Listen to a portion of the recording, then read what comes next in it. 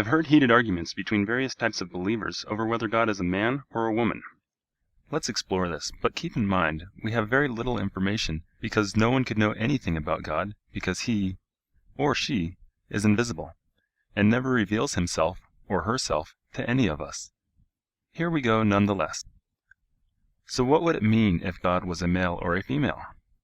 Sex is defined as the male or female division of a species, especially as differentiated with reference to the reproductive functions. It is also defined as the sum of structural and functional differences by which the male and female are distinguished, or the phenomena or behavior dependent on these differences. There are several other definitions of gender and sex, but they all have one thing in common. They relate to the physical or social differences that drive the division of male and female within a species.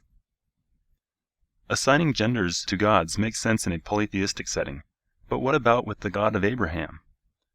Being a monotheistic God means that you are alone by definition, one of a kind. Could a monotheistic God be a male or a female? No, of course not. There are no others for him or her to pair up with. What use would a monotheistic God have for genitals? If God had traits that would make him lean one way or the other, who would those traits be compared against? It doesn't make sense, does it? So why does everyone think God has a gender? The God described in the Bible not only has man-like traits, but he specifically has Bronze Age warlord-like traits. He is very strong and powerful in battle. He is jealous, quick to anger. He desires blood sacrifices. He is racist. He routinely orders the destruction of entire cities. He makes mistakes. He is easily offended.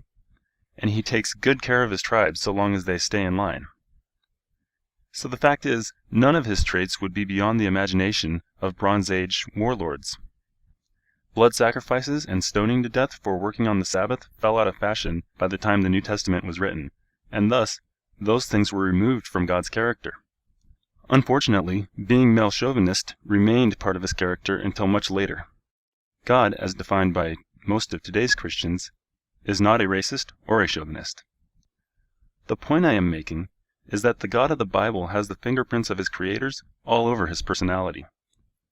Yahweh was created in the imaginations of men like Moses and Samuel, in much the same way as the Greeks created Zeus and Poseidon, the Egyptians created Ra, the Hindus created Brahma, the Norse created Thor, the Romans created Jupiter, the Muslims created Allah, the Mayans created Akinchil, the Aztecs created Tonatiuh, the Celts created Govanon, the Africans created Ishu, the Iroquois created Diohako, the Inuits created Anguta, etc., etc., etc., etc.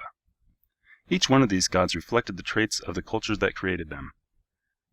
I think that more gods will be created and worshipped in the future to suit our needs once everyone figures out that our current gods are not real. Given the modern trend of more women graduating in universities, it is likely that the next round of gods will in fact be women.